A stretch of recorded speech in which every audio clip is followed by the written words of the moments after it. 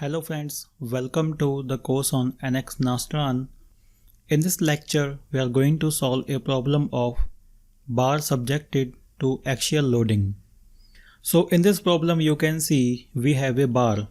So this bar is of length 500 mm and the cross-sectional area of this is defined by a rectangle that is of 100 by 100. The left side of this bar is fixed and from the right side we are applying a force of 100,000 Newton. So here we are going to take the material property for the steel. This is steel, and for the steel the Young modulus is this value and the Poisson's ratio is 0.3. So when you make the hand calculations, so we know the stress is defined as force divided by area. So once you put up the values, you will get the value of stress is 10 megapascal. Similarly, the value of deflection will be 0.024. So we are going to solve this problem in Nastran. So let's go to the software and then perform this analysis. So one more thing we are going to consider here, we will consider this bar as a 1D object. So you can see 1D bar subjected. So now let's go to Nastran. So first of all here we need to make the beam, or you can say bar. So in any bar there is only axial loading. So whenever you are going to perform any analysis in Nastran, you need to follow these steps. So first of all you will have to import or create the geometry. So in Nastran you have option of importing the geometry, or you can also create the geometry. After that we need to define the material, then we need to define the relevant property. After that we need to do the mesh, load, constraint and analysis. So these are all the check mark we have to remember. So now let's go to software. So first of all we need to create two nodes. We know the length of this beam is 500 mm. So we are going to create this beam in XY plane. So if you want to set the plane, you can go to this view tab and go to rotate option. Click on this top view. So when you click on this top view, it will only highlight X and Y view. Similarly, if you want to turn off the message window, you can go to tools, other windows, message. So sometimes you can see this message window. If you don't want this, you can go to tools once again, other windows, and once again click on message. So now first of all we need to create the nodes with respect to two coordinates. So I will go to model option from here, and here you can see node. Click on this node, pick and drag this. I want to create a node by defining the coordinate system. So initially x, y, z all three are 0. Click OK. And then I want to define one more node. So I want to define this beam along the x-axis. So here the length of the beam is 500 mm. So insert value 500 and all other coordinates are 0. Click OK. Now pick and drag this, click cancel. Press Ctrl+A. So it will automatically fit the view. So here you can see we have created two nodes. These are highlighting in this green color. After that we need to join these two nodes. But before joining, I will define the material and then I will create a property. So I go to this model info from here. In this model info, expand this model and you can see material. Right click, you can go to new. Similar thing you can do, you can go to this model and you can define material also from here. Go to material. Inside this material, we can specify our material, or we can also load the material from existing data. So in Nastran, we already have collection of different materials. If I go to load, you can see multiple types of material properties. So you can also import the material from here. You just need to select the material and click load. But in this problem I'm going to define the material by myself. So click cancel. So in this problem these are the material properties. So Young modulus and Poisson's ratio. And the unit system we are going to follow is Newton millimeter. Insert the title name, this is steel. And then Young modulus is 2, 1 and 4, 0. And then we need to define Poisson's ratio, that is 0.3. We don't need to define any more property and click OK. So another window will open for material, we just need to cancel this. So if you go to this model browser and go to material, you can see the plus symbol. If I expand this, you can see the element steel. If I make a right click here, go to edit, you can change the property also from here. Later on when we will go to some complex analysis, we will define the nonlinear property here. Okay, so click cancel. After we define the material, we need to define the property for this bar element. If you go to the problem, you can see it is a cross section of 100 by 100. Okay, now go to software and then I will go to property. Similarly, you can make a right click here, go to new. Also you can go to model and property. So here first of all I will have to select the material. So click on this arrow, you will see the name steel. Pick up the steel here, click on this. Now the steel is selected. Click on this element property type. So in Nastran we have multiple types of element. So we have line element, planar element, volume element and other type of element. We are going to solve this problem as a 1D problem. So here we can select rod element, bar element or beam element. So rod is selected whenever we have a circular cross section and beam is selected whenever we have a bending load. So in this problem we can select the bar element. So select bar element and click OK. After we selected the element type, it is going to show the relevant property with respect to the cross section of that element. Right now you can see everything is 0 here. It means we need to define the cross sectional area. To define the cross section, we need to go to this option of shape. Click on this shape. In this shape type we have standard or Nastran. So I'm going to select standard and click on this shape. You can see multiple types of shapes are available in Nastran. So in our problem we need to select rectangular bar. Select this. Here insert value height and width. So height is 100 and width is also 100. Click OK. Now you can see all the relevant properties with respect to the cross-sectional area are showing. You can see area, moment of inertia, torsional constant, etc. So software has automatically calculated these values. Insert the name here, like this is property of bar element. So this is P bar. Click OK. Click cancel. So if you go to this model, you can expand this property dialog window. You can see P bar has been created. And expand this P bar, right click and go to edit. You can change the values. Click cancel. So we will continue this in the next lecture. So I'm going to save this file, go to file and save as. I have created a bar folder. In the bar folder, let's say this is bar_1. So you can open up this file for your reference. We will continue this in the next lecture. Hello friends, in the previous lecture we were solving this problem of bar subjected to axial loading. So till now we had created the material, we have created a property. If you want to work along with me, you can also go to open and open up this file, that is bar1 in your bar folder.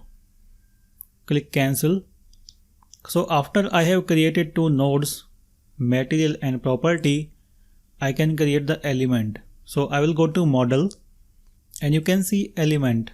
click on this element, pick and drag this. So here, first of all, it is asking us to select a property.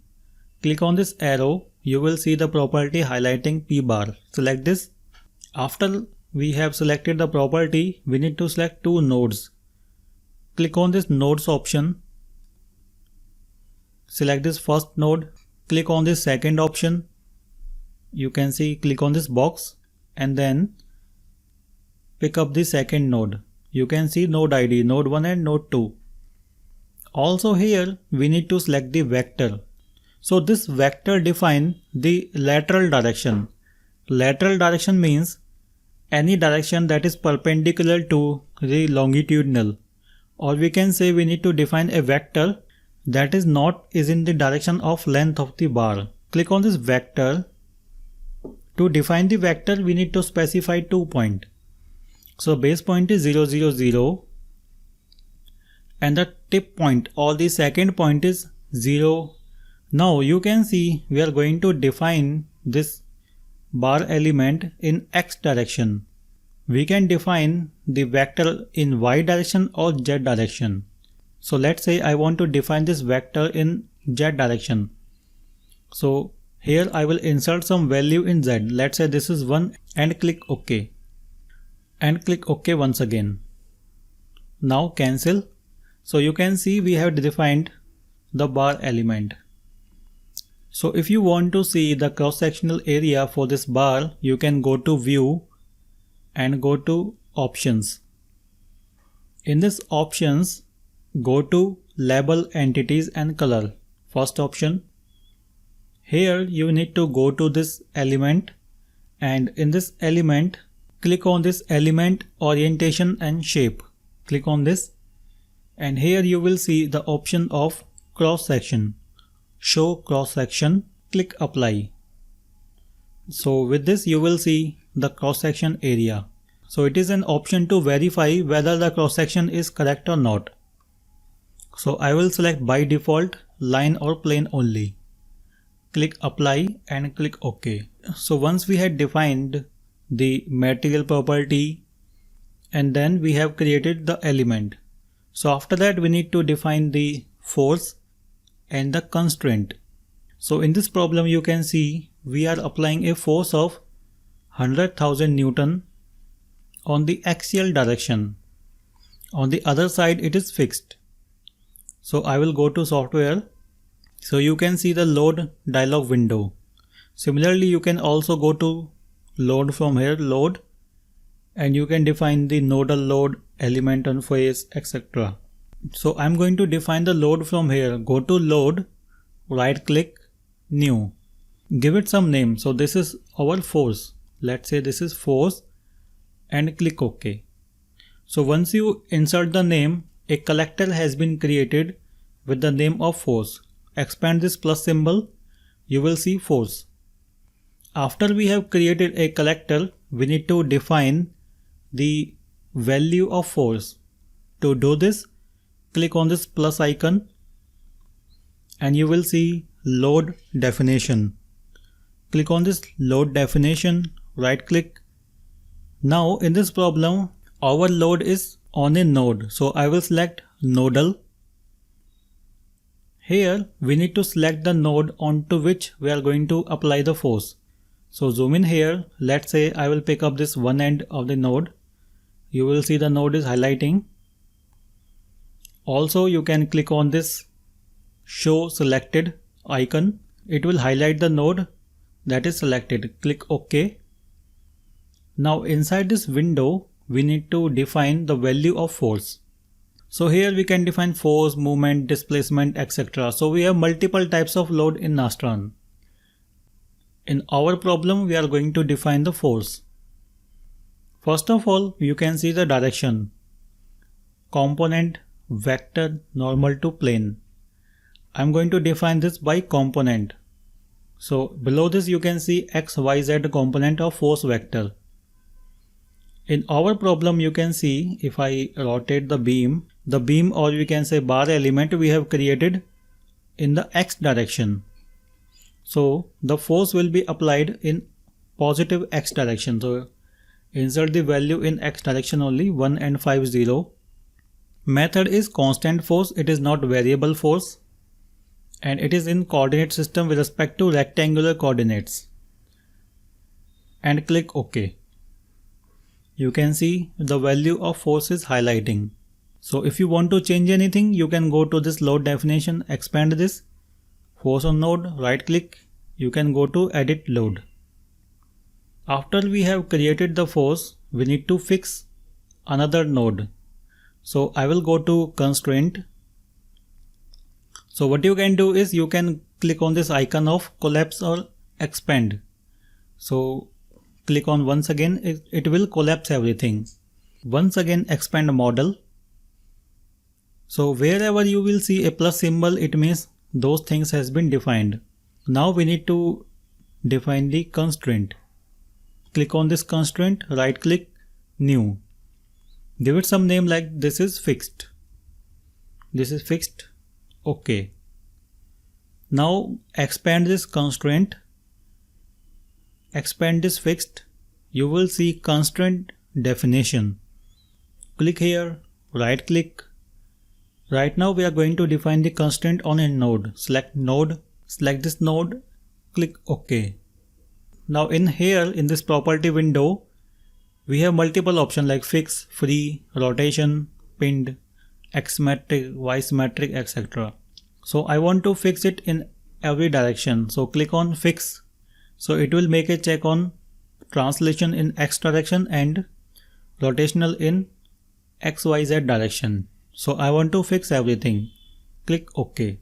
So I will save this file, go to file, save as. This is our bar 2. So we will continue this in the next lecture. So we will continue from the previous lecture. In the previous lecture we had defined the load and boundary conditions. If you want to work along with me, you can go to file, open. You can open up this file bar 2. Click cancel. So in finally we have to perform this analysis. To perform the analysis, we need to go to this analyze option. Click on this analyze, make a right click and click on manage. So inside this manage, we need to create a new job. So to create a new job, click on this new. Here give it some title. So let's say this is bar and give it some title like this is bar for axial loading. Give it some relevant title. In the analysis program, we need to select the solver. So in our course, we are going to select the solver, that is SimCenter Nastran. So the type is static. So in Nastran, we have multiple types of solver. Static, normal mode, transient, frequency response, etc. So we are going to cover them one by one. But right now it is simplest type of analysis, that is static. In static analysis, the force does not change with time. So click OK. Now analysis property has been created. You can click on this analyze. So inside this new window, it is going to show all the steps for the analysis. So if I expand this window, you will see nset exit. Analysis is completed. Okay, it is going to show all the time steps. So let's pick and drag this. So here it is going to show all the steps. So once the analysis is completed, I will click on load result. So here it will show zero fatal error. It means analysis is completed properly. I will click continue and cancel this window. Okay, pick and expand this window one more time. Now to view the result, we need to go to this post processor from here, post processing toolbox. You can also select this, go to tools, you will see post processing toolbox. So if it is not highlighting here, you can make a check on this and then it will highlight here. After that, you will go to view, go to select. Inside this select option, in the deformation type, I will select deform. in the contour. So contour means it will show the value of displacement, stresses, etc. So it means we want to see the deformation and we also want to see the contour. And here we need to select the type of contour we want. Click on this deform and contour data. Now deformation, here we want translation. So translation in XYZ, that is T1, T2, T3 and many other options here. First I want to see the displacement or translation. Click on total translation. Similarly in the contour, select total translation. So with this, deform means it will show the deformation. Contour means it will show the graph. So click OK and OK once again. So now you can see this colorful palette is called the contour. So inside this contour, it is showing the maximum value of displacement, that is 0.0238. If you go to the handy calculations, we have calculated the value of deflection 0.024. So the values are very similar. It means our analysis is correct. After that we can also view the animation. I will go to this option of, see, you will see this symbol, set the deform type. Click on this arrow, click on animate. So it is going to show the animation. After that you can also go to this contour and change the properties. If I go to this beam diagram, it is going to show the values of deformation in a diagram. So once again click on this, click on contour. So let's say you want to check out the stresses. To check out the stresses, once again you will go to view and go to options. Also you can directly go to this option from here.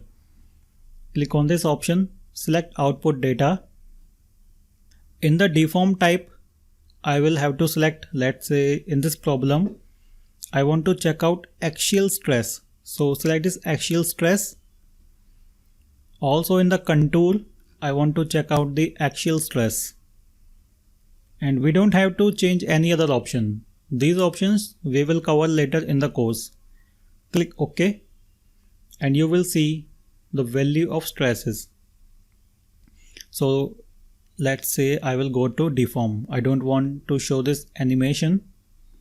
Now here you will see the pink color is highlighting.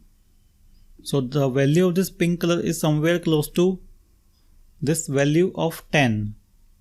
If you want to make some changes into this contour, click on this contour, you will see the arrow. If I click on this downward arrow, it will change the values. And similarly, you can also change the contour from here. Let's go to this. Here you will see the contour option. Right now, contour. In this contour, you can go to this legend. Click on this arrow of legend. And here you can change all the properties. So right now we are not changing them. So it is going to show here the axial stress. And if you go to the handy calculations, you will see the stress value is somewhere close to 10. And also here the value is varying between 10 and 11.